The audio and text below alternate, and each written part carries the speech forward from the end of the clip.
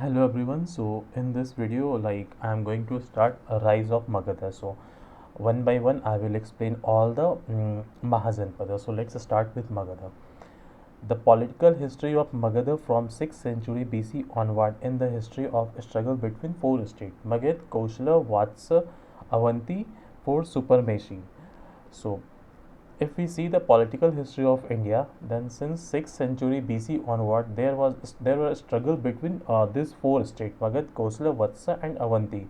So in among these states, Magadha emerged to be most powerful one. And now let's see the reason of Magad's success.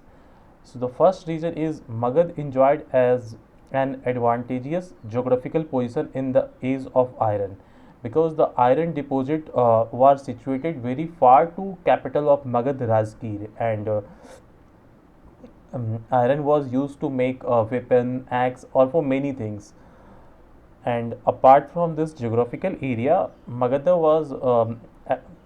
lay at center of the middle Gangetic plain. So what is the benefit? So at the center of middle Gangetic plain, there is a alluvium deposit soil. So this is very good for fertile. So due to this, Magad had surplus food production.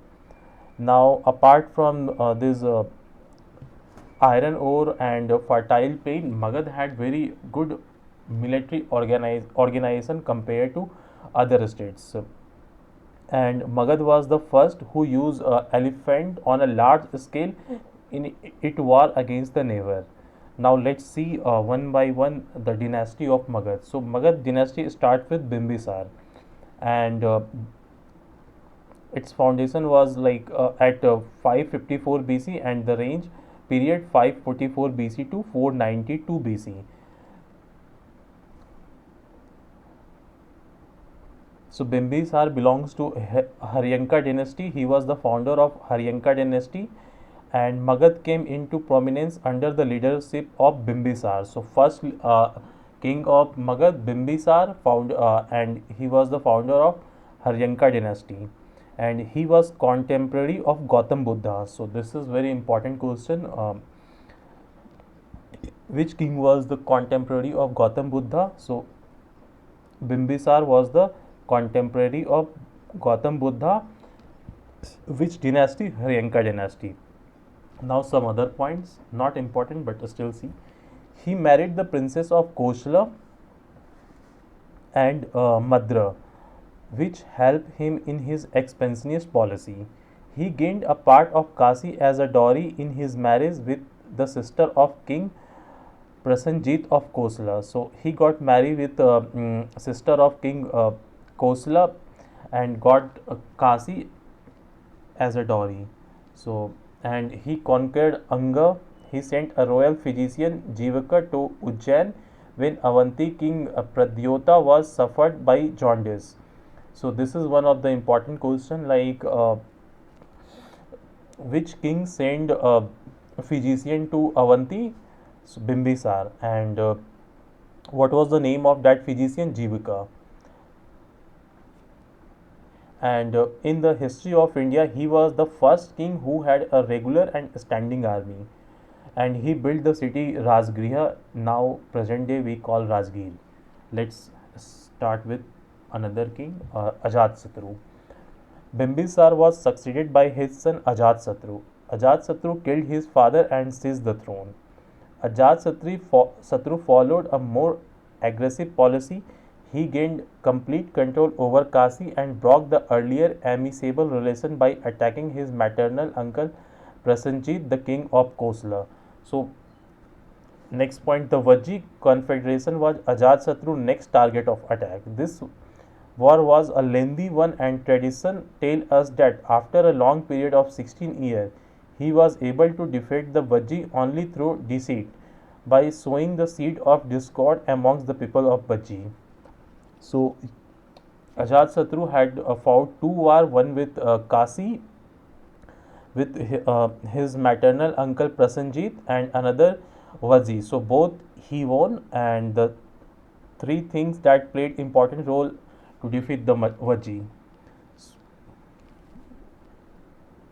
So this is not important, okay. we like from Hiryanka dynasty, I think the question will be asked who was the founder of Hiryanka dynasty. Bimbisar, and the capital was Rajgiri or Rajgir, and he was the contemporary of Gautam Buddha.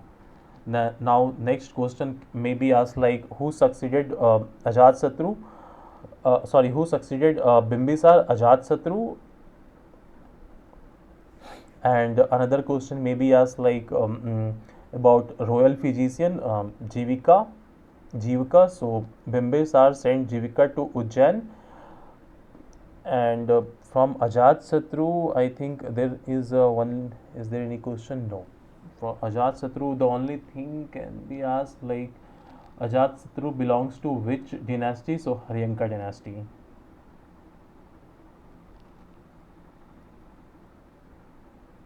And one more question can be asked from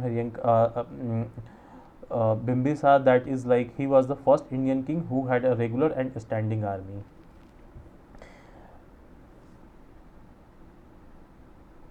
Now next let's go to the Udayin. Ajatasattu was succeeded by his son Udayin. His reign is important because he laid the foundation of city Patliputra at confluence of the Sun and Gange and shifted the capital from Rajgriha to Patliputra. So this is more important question like who shifted the capital from Rajgiri to Patliputra? Udayin. Udayin was succeeded by Anuradha, Munda, Nagadasak respectively, who all were weak and parasites. Now next is Sisu Nag dynasty. So this one I will cover in next video.